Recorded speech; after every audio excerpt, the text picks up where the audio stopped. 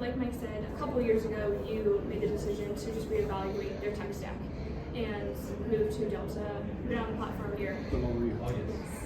So when you evaluated your company's position against Zillow, what key metrics, beyond just SEO ranking or website traffic, did you prioritize to determine whether your efforts were translating into real estate transactions, and how did that shift your strategy?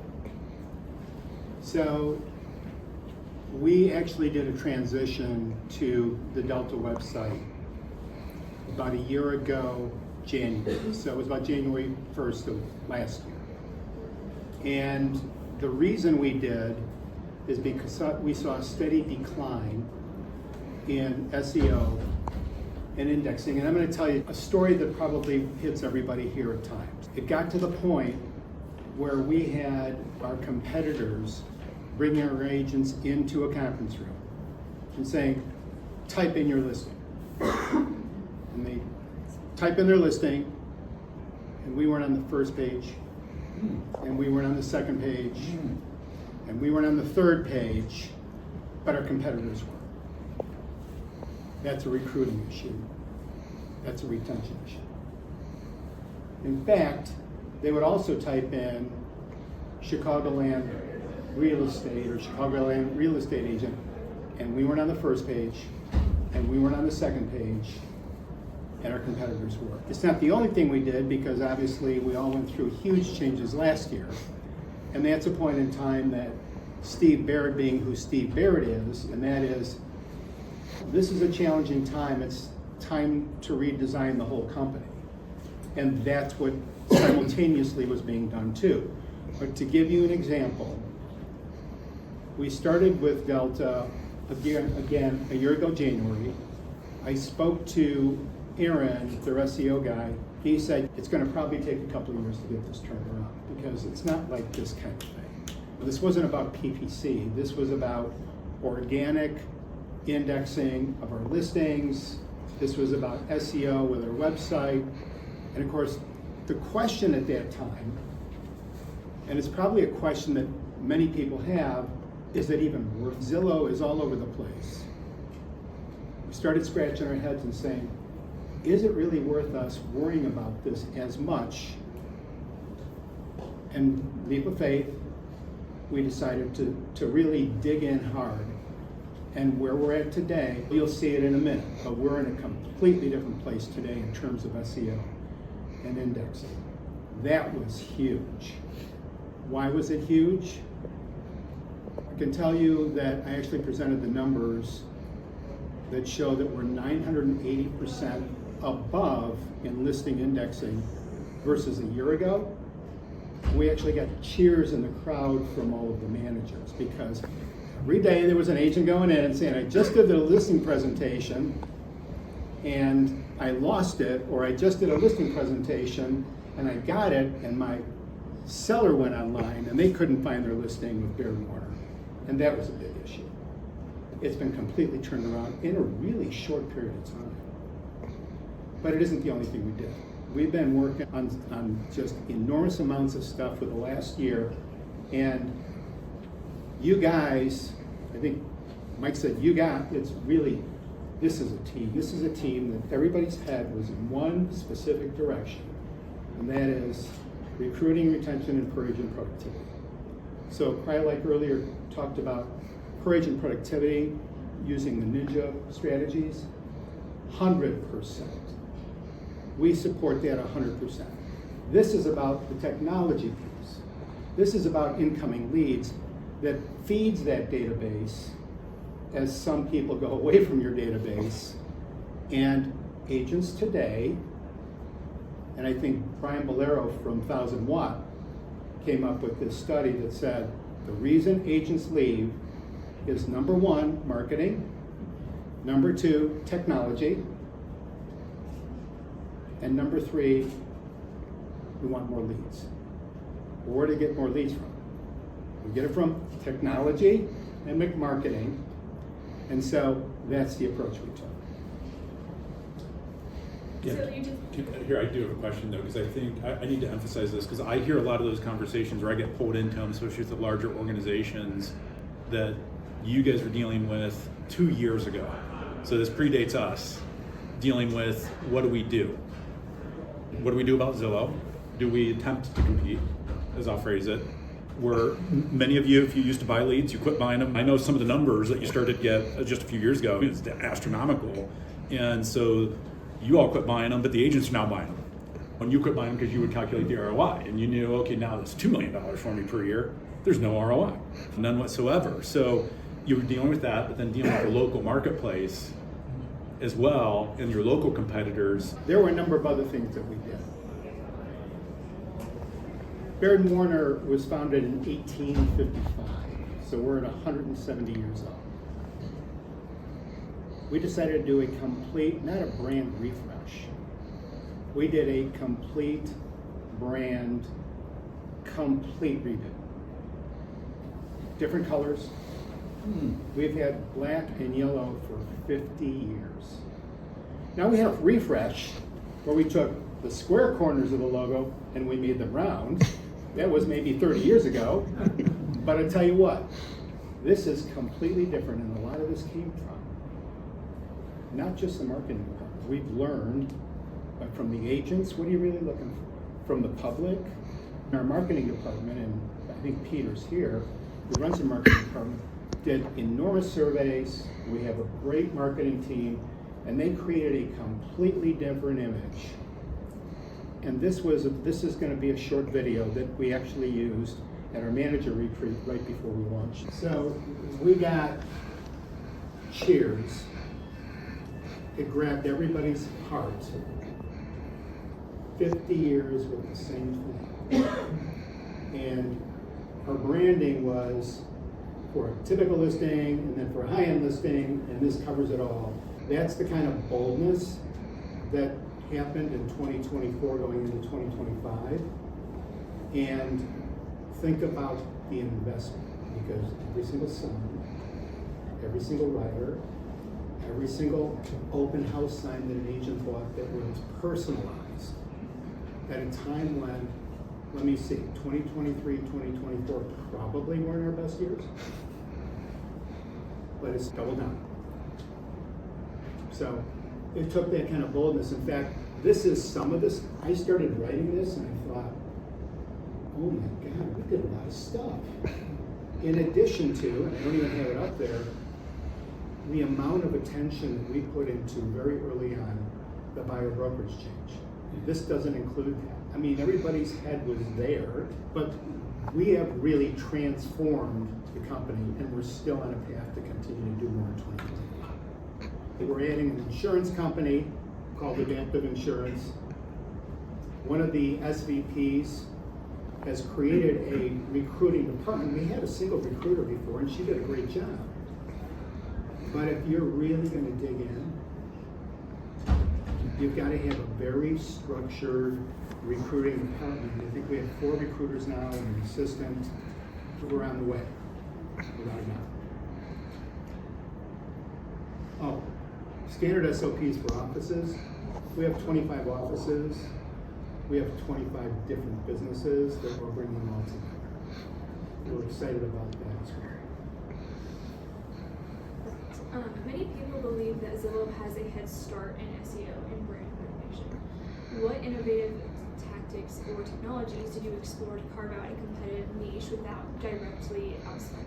So I'm gonna go back for a second to something that Krylight brought up, and that is the personal relationship is absolutely critical. And we really believe that. In fact, I don't care who the third-party lead generation uninvited partner is. Sorry if there's somebody in here from Rouso, but that's what they are, okay? The independent real estate companies, the secret weapon is the relationship, because that's not something Zillow can do. They're trying to do it by buying our people, but they cannot do it. Where I always felt we had a strong advantage over a big national company like Zillow when it comes to the technology piece of it, is we're very local. Most of us are very local. We're not national, generic, huge brands. There's over 200 neighborhoods in Chicago. So everything we do is we consider the neighborhood. And that's not something Zillow can do very easily. They're giving you national numbers. So we took the approach, again, we're not laying down. We're going to be strategic about how we approach this. And we don't use national numbers, very seldom. It's really Chicagoland numbers, and then we get down to neighborhood. So that was the difference. Yeah, can I point something out? I don't mean to jump in here, but it's been years since I've done this. I should probably redo these numbers. But I've paid attention to SEO so much 20 years ago. I know I'm aging myself in the industry here, but I would always, because you would hear national numbers, and they're big numbers. But I would break it down on a localized market basis. And I did it on the DMAs, and I did it on population. And if you have a strong enough presence in a market, you can compete from SEO. And that's one thing I think you as companies need to hear, but it takes effort. It doesn't mean you have to spend money, it just takes attention that you never look away from. I'm telling you, when I would run, and I know the numbers would play out similar, because I know some of the traffic numbers, and I know the market size, rough market sizes and population, so you can compete. So I guess my point is, don't just lay down and play dead. I hate to put it that way, but It can be done. yeah. It can be done. If you believe it can be done, and you get strategic, and you focus on it, it can be done. And do I have weekly meetings with Delta? Yes. Maybe more. I was gonna say no. I get a text or an email from now and then, a couple times a week. And do I meet with the SEO guy? Absolutely. But you know what? The success story has just been phenomenal when it comes to this. Don't believe that we have to really work for someone else. I believe that if you dig in and you're strategic and you surround yourself with the right partners, okay, I think you can get there without a doubt. 3.5 transactions that are Zillow transactions if you're on the Zillow Flex team versus 1 company generated organically. 3.5 is what it takes to get the same company dollars, 3.5 transactions, as 1. So where would you rather have your people? And the organic leads have a much higher conversion rate off of our website than the Zillow. So they're doing twice the work to get the same number of transactions, but it takes 3.5 to just do the arithmetic. And that's the way I looked at it. Yeah, and actually, does anyone have questions about it? Because Dean, you ran an E-League team, and so there's a lot of moving parts. So so his numbers aren't hyperbole. I know you know your numbers because of the conversations I've had with you. But are there questions around that as to Baird and Warner's approach to that and how they've gone, or anything you want to expand on? Because I know there's a lot more to that. I was just going to add, if you could maybe expand on like the Facebook ads and generating the leads, because I know you've took our SEO strategy and ran with it, and you've seen insane numbers.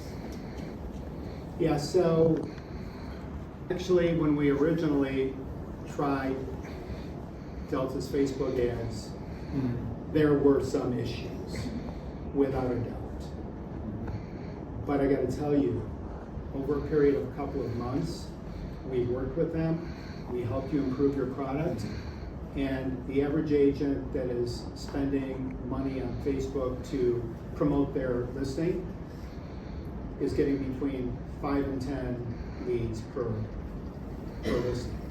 Now, are they all convertible? Nothing is all convertible.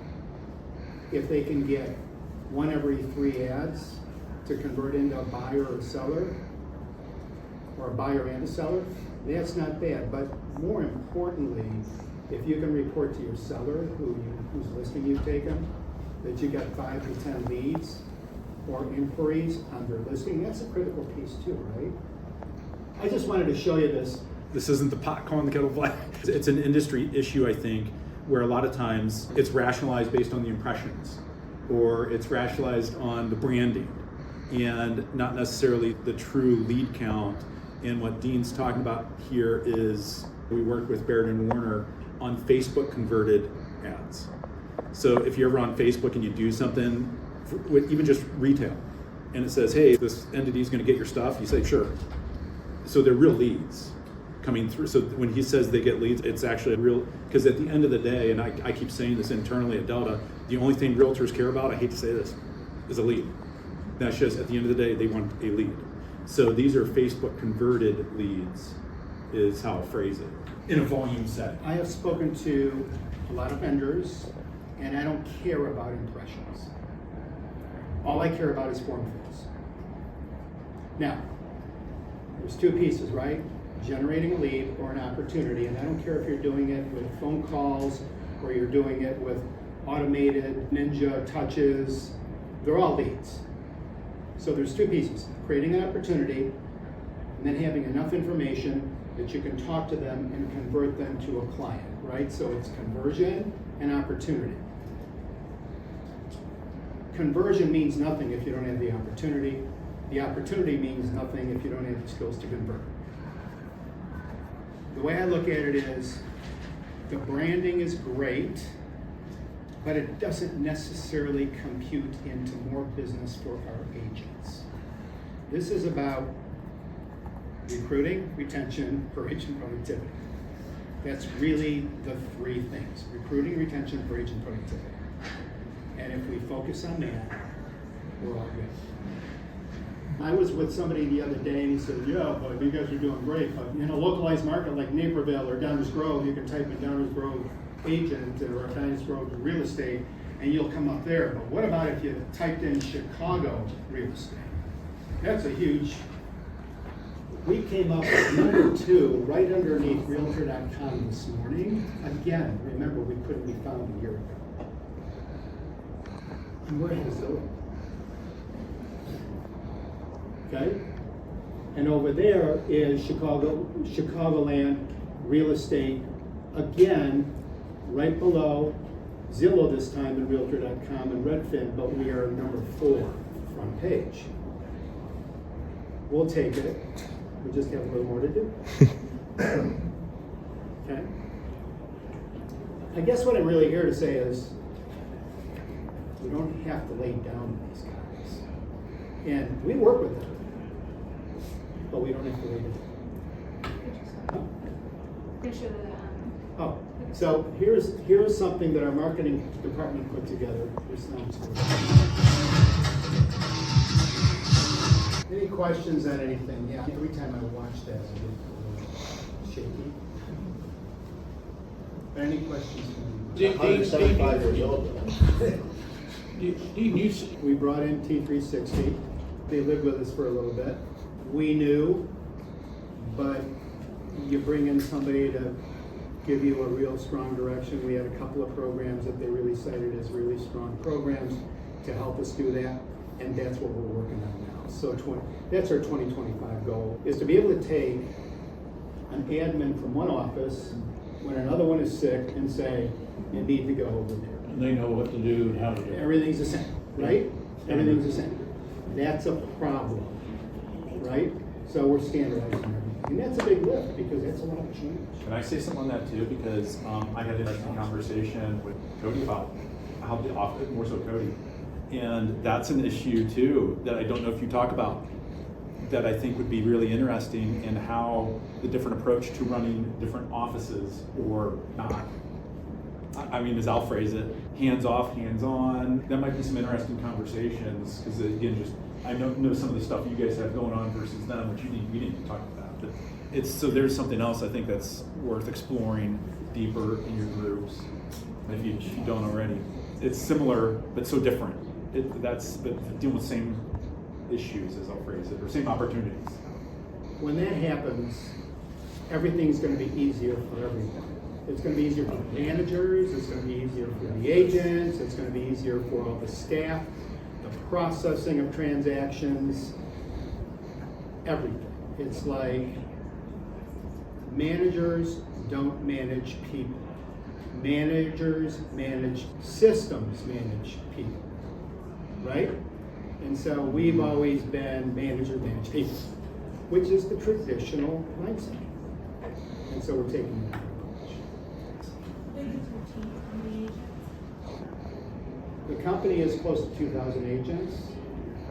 The e-business department, the e-business department is, we have a manager, 4 ISAs, we have 4 employee agents, and we've got about 50 what we call OSAs, which are outside sales agents, actually agents in the field that we train to be e-business agents. They're held to certain standards, like they must use the CRM.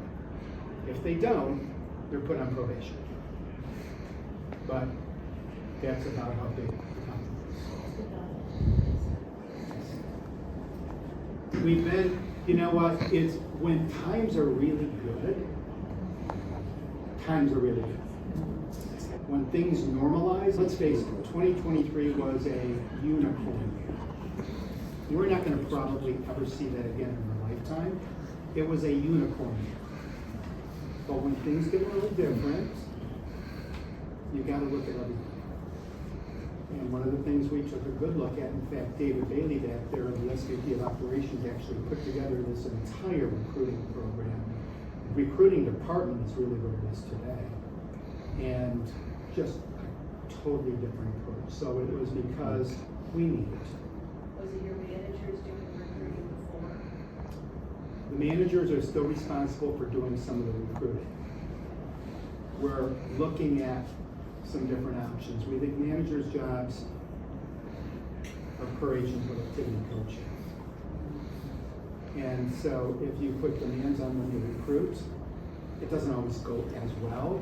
They tee them up for the managers, but yeah, we're seeing a lot of progress in that area, and we continue to make changes. But David created a very strong relationship with Corded, who's been very good, and they're here.